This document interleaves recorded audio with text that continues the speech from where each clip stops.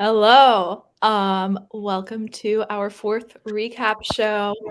I'm Sabrina, and we have Mike as always. And today we have Ben Ross, who is going to be a contestant in a future season. So, yay. I didn't know we were gonna be able to say that. Spoiler We alert. already said it as season 3 one. Don't worry. It's already out there. It's known. It's been known. But yeah, so let's get into the episode. Fun episode, we're getting deeper and deeper each week. More stuff is happening. This week we see a nice little classic Find Luke challenge where season 2 players can find a little redemption, maybe continue a winning streak. Here we see Jack continue his winning streak by finding Luke once again. What did you guys think about the challenge? I'm a big fan of the host challenges. They're a classic for sure. I love Jack has been a personal friend of mine since even before he went on Survivor. So just like I know how like naturally competitive he is, and every time I just watch him on screen, he's cracking me up. I love how into it he gets. He got so happy when he found Luke. I remember that day actually. I remember him telling me about that. Nice. I mean, Jack just has a whole episode, and we'll get into that later. Yes, really good. There's a lot more. But I love these challenges too because it's the only other time you get like clues and stuff besides idols, and it's fun to have those kind of things. Mm-hmm. Not that I will be also commenting on Luke's clue writing because I agree with the contestants. It was those were some bad clues for the bridge at the dome. Yeah. Of course. I mean, I was thinking about there's a lot of driving in this episode. I would have thought Shine too. I would have thought the thing on the mount. I would never have, because it doesn't shine day and night. It's literally the lights are off during the day. And to put Shine in the whatever, I don't know. Yeah, shit happens, I guess. But they found Luke regardless of the clues, which yes, they were kind of whack. But hey, what are you gonna do? But what we are going to do is talk about how the villains finally won and the heroes lost their first challenge. So now that this has finally happened, I feel like, the villains just like have a little bit of new life, just like a deep breath. I don't know. Tell me about that. How good must it feel to finally get a break after 3 tribals in a row? The villains made some history, some Survivor Syracuse history, being probably the worst tribe of Survivor Syracuse's past couple of seasons. And I mean, like, when you're going to war like that every week, because you're fighting 2 battles, you're fighting against the other tribe for immunity, or team for immunity. And then there's the fact that you have to fight amongst each other. Like, it's so exhausting going to a vote. Just have to do that every week is brutal. So, I mean, they're definitely praising. I'll be happy. And on the other side, for the heroes, especially at the beginning of the season, like this is their first vote off. And what are they, 4 weeks in at this point? So there's probably a lot of people that are lured into a false sense of security. And then even more because this vote was unanimous for them, there's still got to be a lot of people on that heroes tribe that have a false sense of security, which is super dangerous in this game. And until you see that first really competitive vote, it's hard to track that. Mm-hmm. Yeah, I feel like it's time to see each tribe in the other position, and it was getting pretty simple over on the villain side. Even that it was unanimous every time, and except for even last time, it just wasn't unanimous because Gabby voted the wrong way, and now she looks clearly on the outs. Mm-hmm. I don't think she would have gone home, but it was a pretty just like routine pattern, and it's fun to see. Obviously, they win, so they get an idol clue. So now we get to see villains with idols, and that's always fun. So I mean, I'm happy to see them enter that portion of the game now. Mm-hmm. Word. But yeah, I guess speaking of villains idols, they finally get a clue and we see it be found. So there's this huge race for the idol. There are so many what's it called? So many people looking. We've got Jake looking, Jack looking, Owen and Gabby are looking together. So just after finally getting this breath of fresh air, now they've almost got this other battle, like who can get to it first. So I like there's Abby, I'm gonna like give her credit in the idea because I think she did find it, or she was the one that pointed Jack and Jake to DJs. She said that, and I like how she did that to keep both of them close to her. Mhm. I think that was a smart move, but I think just telling them the idea in general was a bad move, and like she should have just kept it for herself and like tried to find it. That was then my same thing goes for when Jack finds it and he screams out Jake's name, and he's like, Jake. Like, I don't know, just like pocket it. Yeah. Especially in a returning player's season, and especially from a player like Jack, who prides himself on being like a big survivor nut.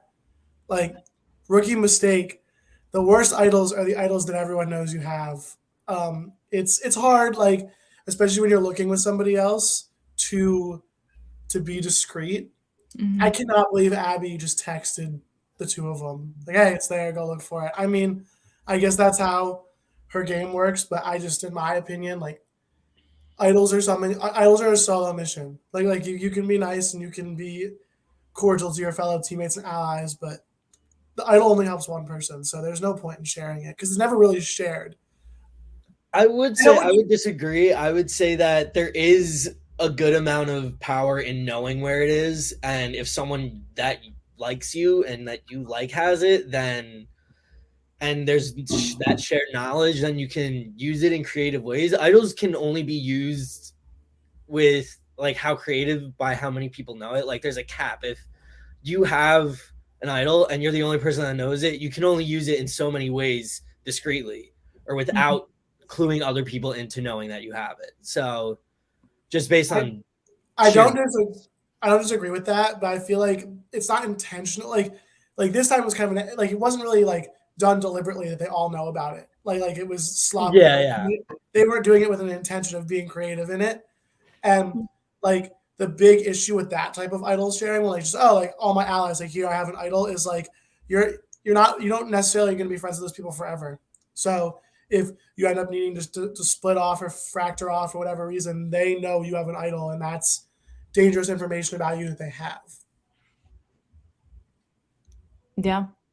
I mean, yeah, idols can make or break a game, so I think all points are pretty valid. It just depends, I think, who has it, the batch of people that you're playing with, and what they think. Like, I think it's different for every game. So, yeah, but good points, guys. But I guess now that Jack has the idol, he's already tight with Madison, who has this idol duplicator. So he's just like drowning in advantages and idols and people who trust him. So what does this idol find, I guess, mean for him, for Jack, his relationships, for the people he has those relationships with, and I guess just villains in general? I think that this is a very interesting point. One of my favorite things about returning player seasons is you get to see how much they learned from their first go around. And for Jack especially, he peaked too early in season 2, and he kind of got unlucky in becoming the target of a crazy advantage. And I know Mike was there, and he probably could speak to this a little bit better, but he was the big dog, so it made him a big target. It looks like he's becoming the big dog again at around the same exact time. It kind of feels like he's playing the same game twice. So I'm curious to see if he pivots and maybe extends his life a little bit longer, or if he makes, if history repeats himself. Because that's the big thing. I mean, one of the first ever returning player seasons I watched of Real Survivor, you got Fishbach like crying because he doesn't want to make the same mistake with Joe that he made with, what was the name of it? JT. JT. And I'm just curious to see if Jack decides to change up his strategy a little bit, or he's a stubborn guy. So we'll see.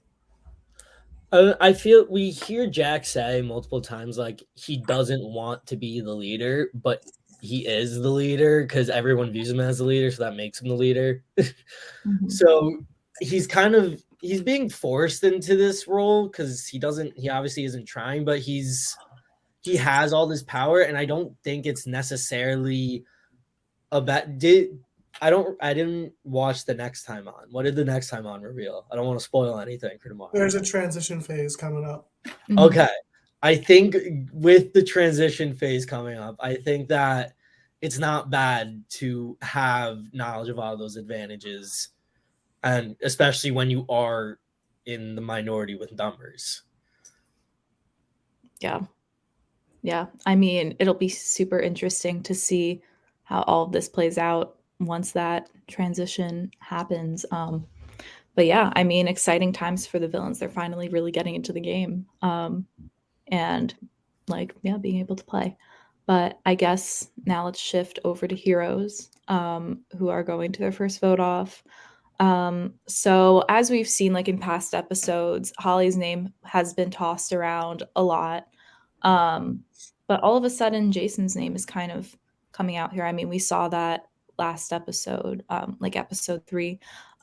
People were concerned that he wasn't reaching out enough, all of that stuff. But yeah, that's like kind of the main focus that it seems like this week as to why he became a target. So why target him for not reaching out or laying low or whatever was going on? Like what benefits do you get? Sorry, I'm like trying to piece my words together. What benefits do you get from voting someone out who's kind of like out of the loop? Because can't you like use them as a number? I don't know.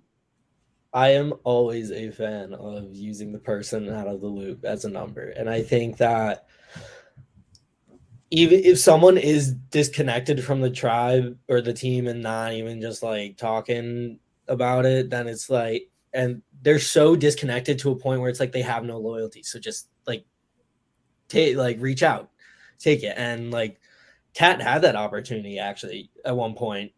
She obviously didn't go with it. I don't know. I don't think that's necessarily a bad thing. Don't think it's necessarily a positive thing either.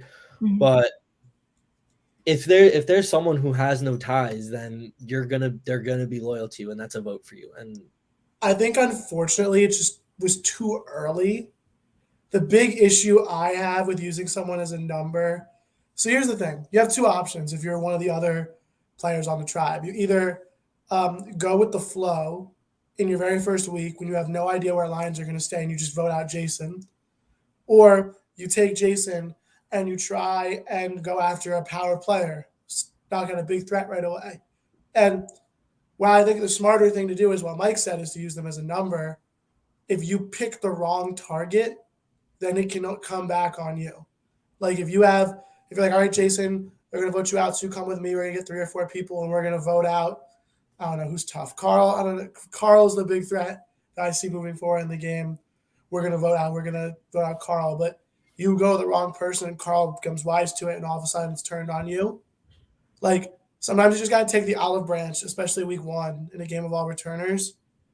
And like the entire tribe laughed when they asked Mitch that question about Jason. I've never seen something like that before. I mean, it doesn't help Jason wasn't there, but he was so clearly on the outs that sometimes you just take that kumbaya week. You don't know what's coming next. You take your money in your pocket and you live to fight another day. Yeah. I mean, Survivor is, I think, a game that definitely revolves around timing because, like, sometimes, you know, it depends on the turnaround. It depends on, like, just like the situation. But yeah, I think that's a good point because it is very early. I mean, this is their first vote off. Like, it could have very easily backfired if they tried to get fancy. So, yeah, I guess like for this, we just gotta Derek go. said it You himself. know, we'll keep you safe. Yeah. Derek was like the simplest votes, sometimes end up being the most complicated ones. He had the right idea. His eyes were open. I don't know. They could have made a big move here, and I don't think it would have been the wrong thing to do. It just could have easily backfired and would have been unnecessary. I don't feel that not Jason is a big move though. I feel like you had 3 layups in Jason, Austin, and Holly because everyone was only talking about their names. No one else's name was ever like seriously talked about. So Jason is someone who has no connections and also has a clear target, says it very publicly that he dislikes Holly and doesn't want to work with Holly, that he wants to get out Holly.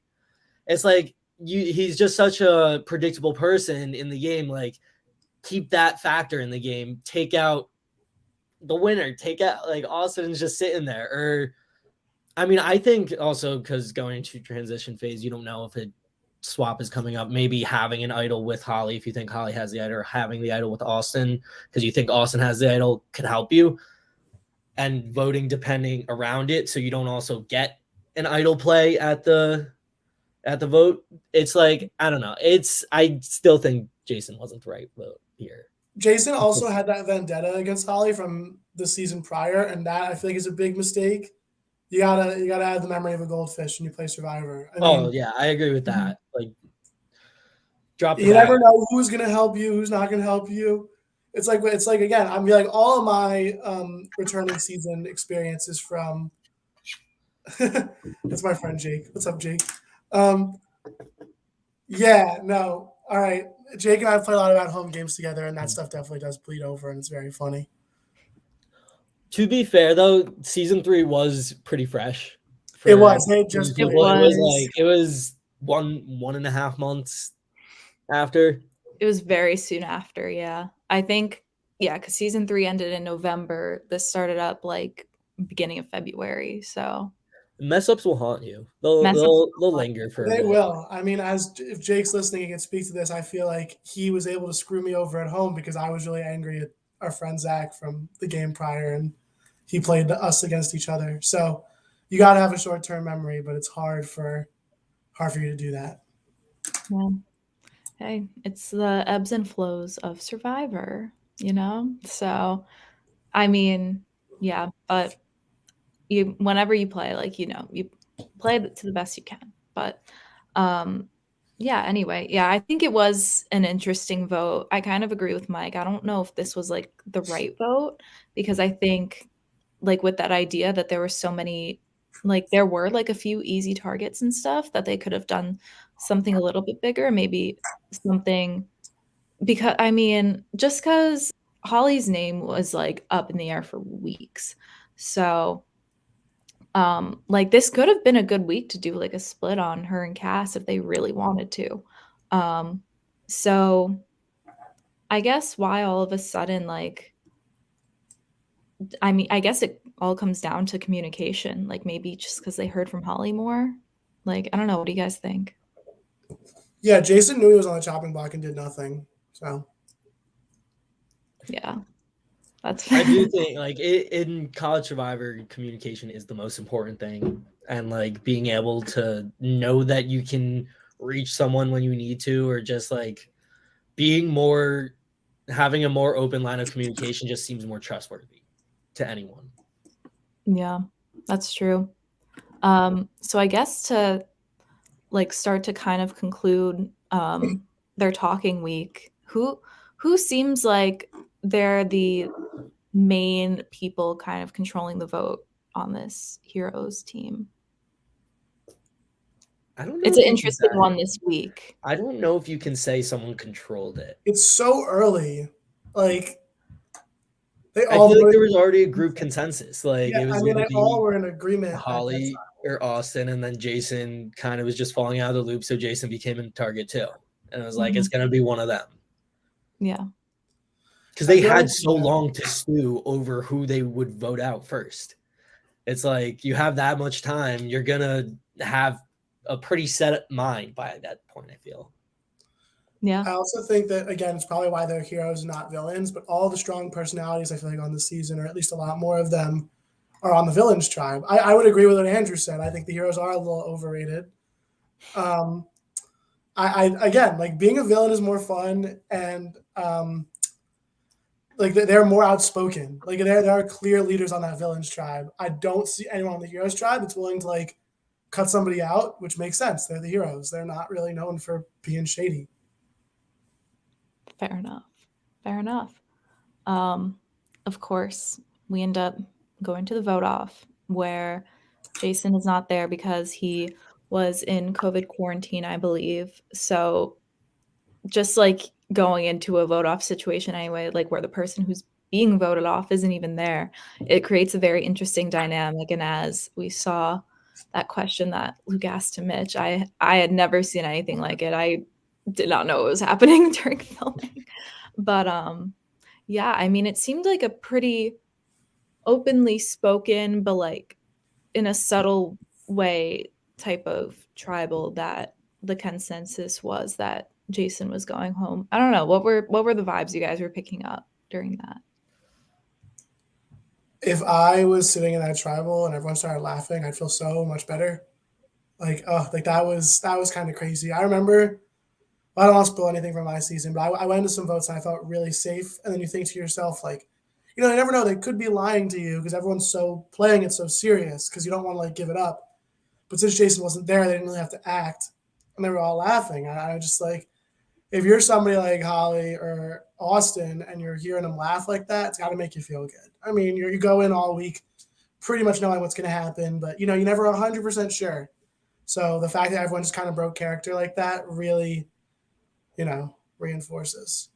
Andrew, we've been over this. They got mad at me. I said it was a spoiler, and they're like, apparently we've already talked about it on here before. Yeah, someone in a post show during season 3 said it.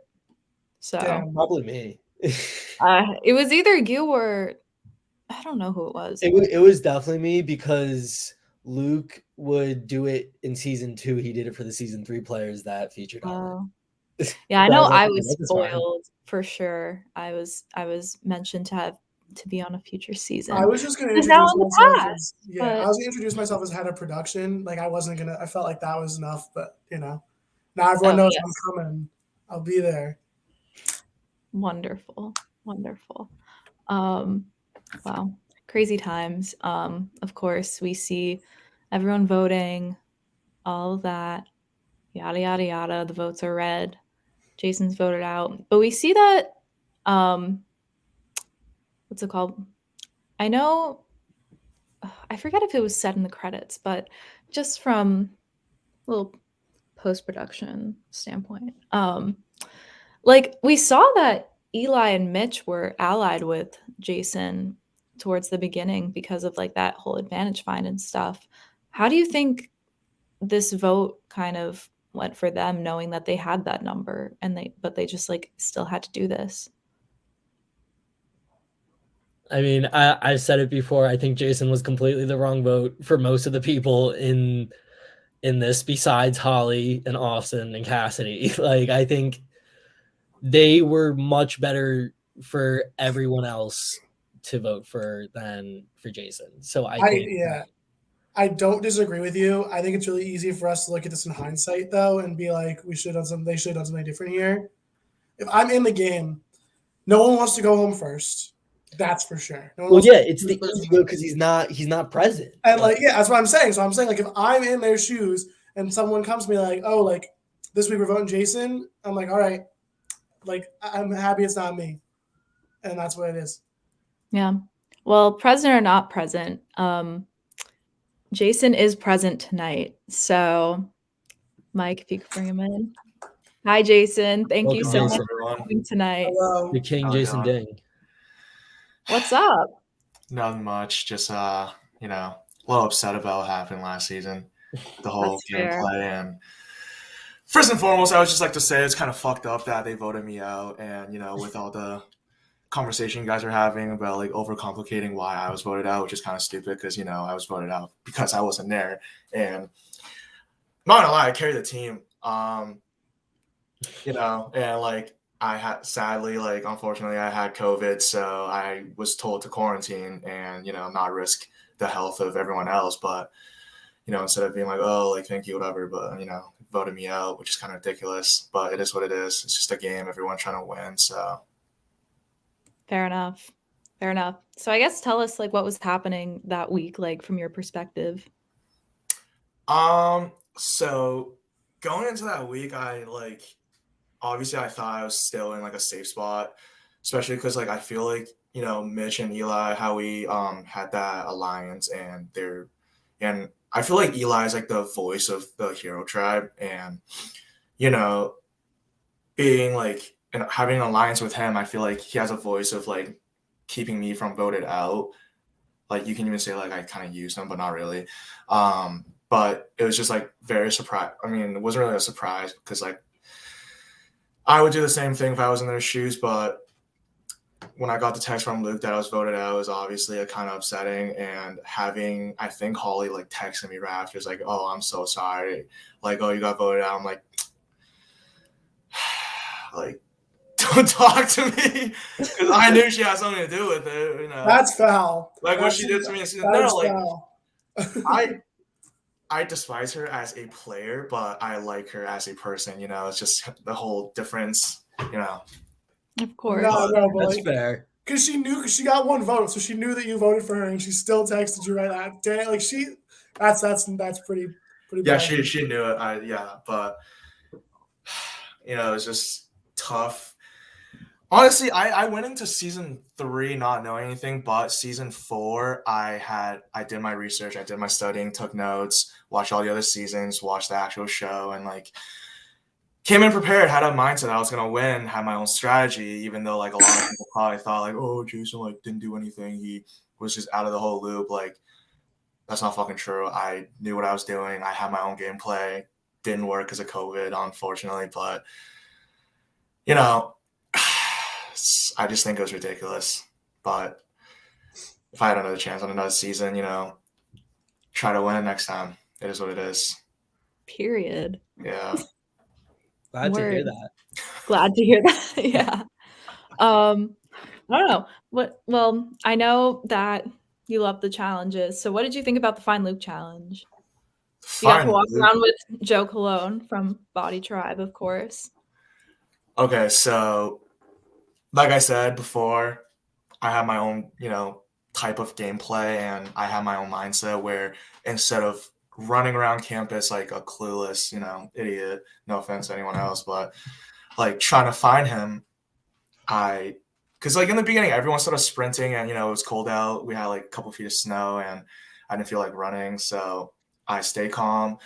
Had a little stroll with Joe, and just kind of basically explained my gameplay during that day. And you know, sadly, someone found Luke. I don't even know like what the final clue was or whatever, but I knew he was like at that parking lot. I was walking towards it, and then I guess other people who were sprinting found out sooner. So it was a tough loss, but it is what it is.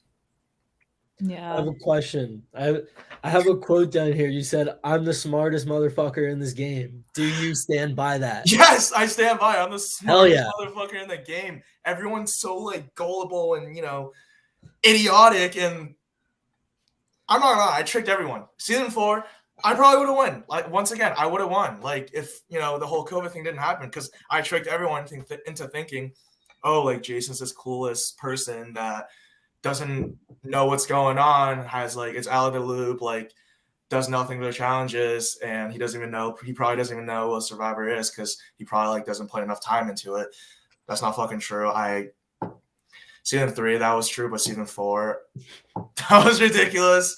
I set an alliance. I actually helped Mitch and Eli find that advantage, and I don't recall what it was. I forgot what it was, but do you got what was it again? It was like it was like a bounty. I think It was a what? There's bounty. It was like, yeah, like it was, you could either save someone on the other team, or you could like have someone up for bounty. So what's it called? It was Lydia, who they had to vote out on the other team, when y'all gave the advantage to Madison, your Survivor bestie. Yep. Yeah, I know. I mean, like, honestly, I was very confused. Like, no offense to like Holly or anything. I don't know why she was on the hero tribe, and I don't know why Madison was on the villain tribe. Like, you know, throughout the whole season 3, like she was such a nice person. Me, her, and Mike made an alliance, and I trusted them. But sadly, Mike turned his back on me and voted me out for the sake of himself, which is selfish as fuck. Fuck you, Mike.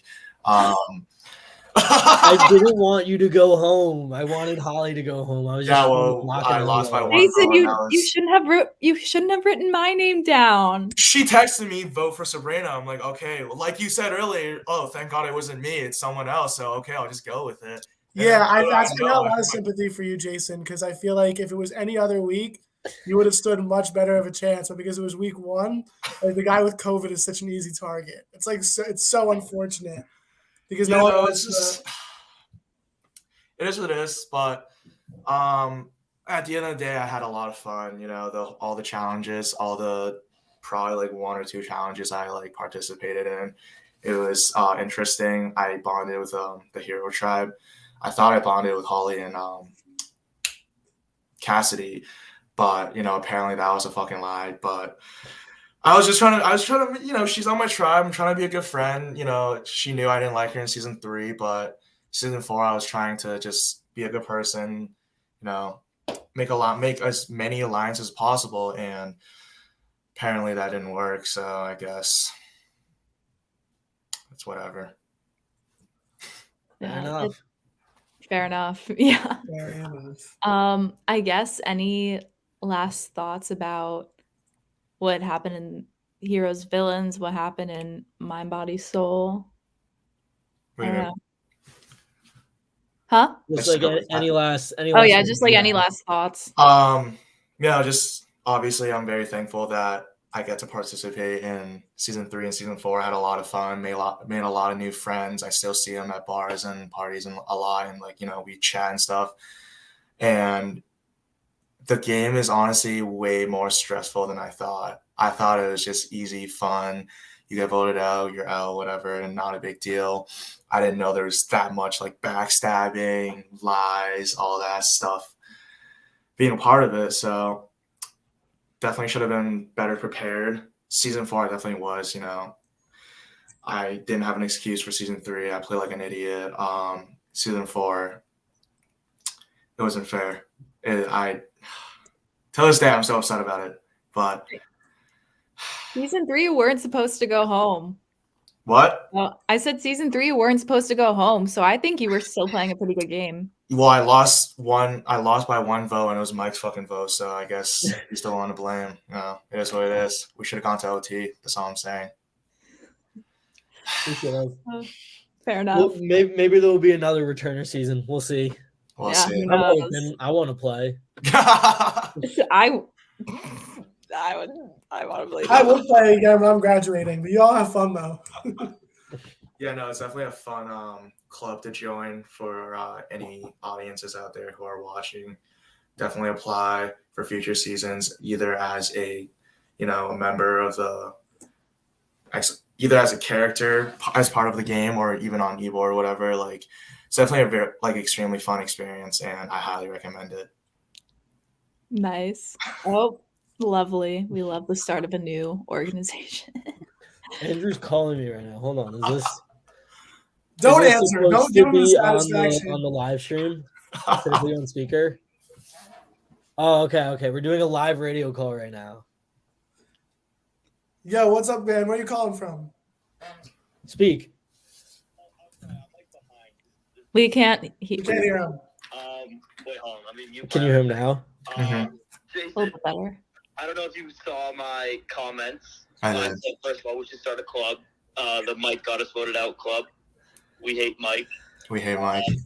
I also think that I don't know where I was going with this. I didn't think that I would actually get on the air. I'm a bit nervous right now. I can't believe Mike fucking answered.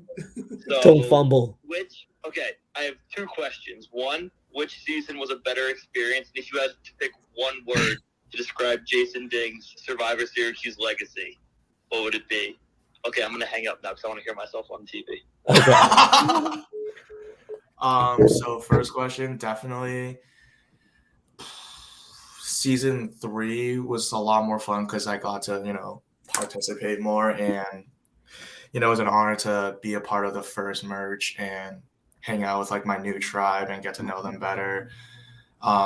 Season 4, I was just there and out. There's not that much experience as part of it, but yeah, definitely season 3 was more fun. And what was that second question? Like one word to Define your legacy. Find my legacy. One word. I'm the best. I am. It's not one word, but King. So good you needed 4 King, words. that's the word. yeah, unfortunate, very unfortunate what happened in season 4, but it happened. Well, thank you for joining us today, Jason. Yeah, thanks for joining us. Thank you And for having me. Yeah. as Carl said at the end of the credits, thank you to our king, Jason Ding. So, yeah. Thank you so much for coming on Yes, tonight. thank you, Jason. All right. Thank you so much. Have a Bye. good night. Have You a good too. night. I just And got a text from Jack Lavalvo, who definitely just saw the promotion but isn't in the stream, saying if I don't praise him on the recap show, I'm dead to him. So, Jack, if you watch this back on replay, you suck at Survivor.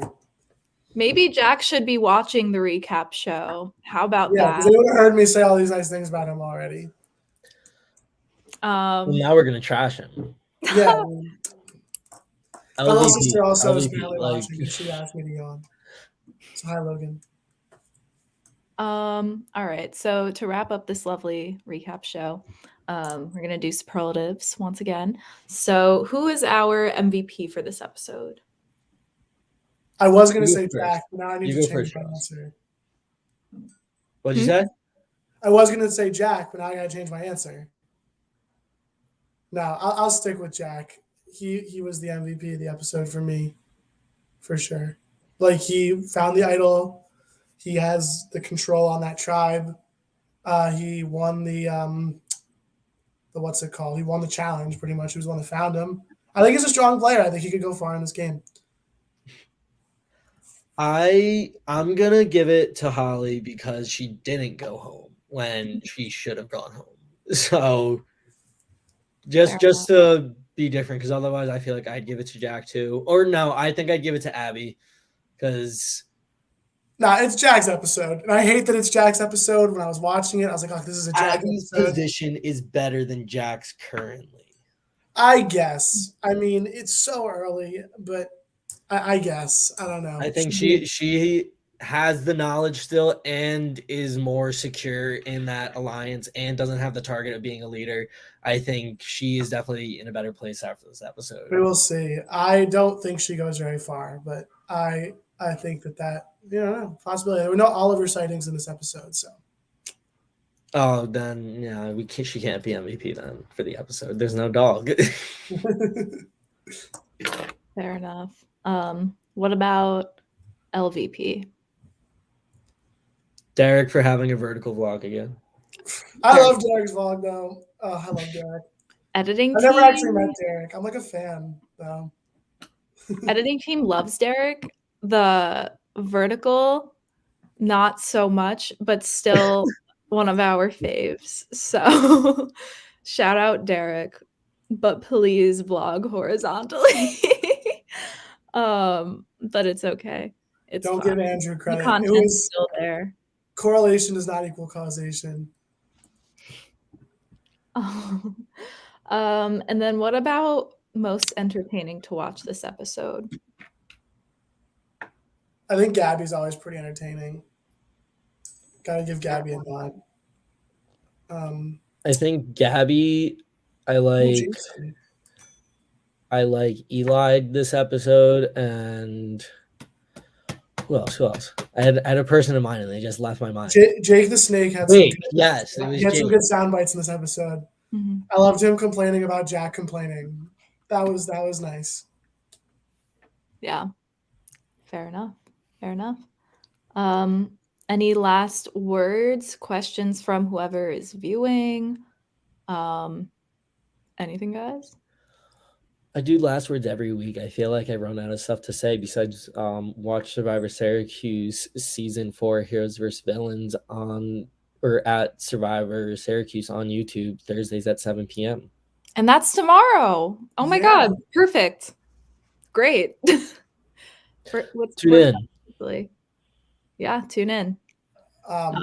Dross? No, yeah, I thank you guys for having me. Hopefully this is the first of a few post shows I get to do with you guys. It's been fun. Watch more Survivor Syracuse. If you guys want to follow me on Instagram, you can. DrossB1. That's it. That's all I got. Thank you. Shout out my mom and dad, my sister. Nice. Yes, I will add on to that. Thanks for watching this. Do tune in to Survivor Syracuse Heroes versus Villains. We have many more great episodes coming, especially tomorrow. A great episode. And I guess I'll plug my Instagram. It is Sabrina_Morrow. And if you want to find me on LinkedIn, it is Sabrina Morrow. Oh, yes. Connect with me on LinkedIn as well. Yes. Let's connect. Let's network.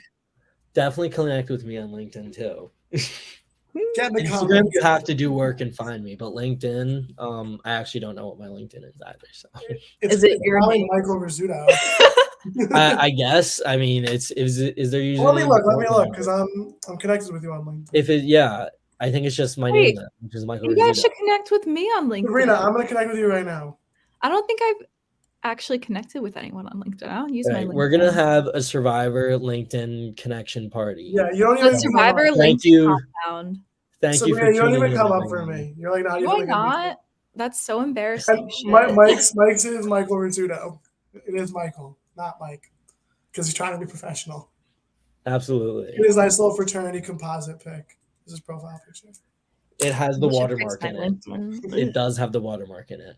I'm not working on getting it. Have a good night, New York, and the rest of the country and the world. And whoever chooses to tune in from wherever. God bless America. God bless Survivor Syracuse. Peace, love, the game. All right.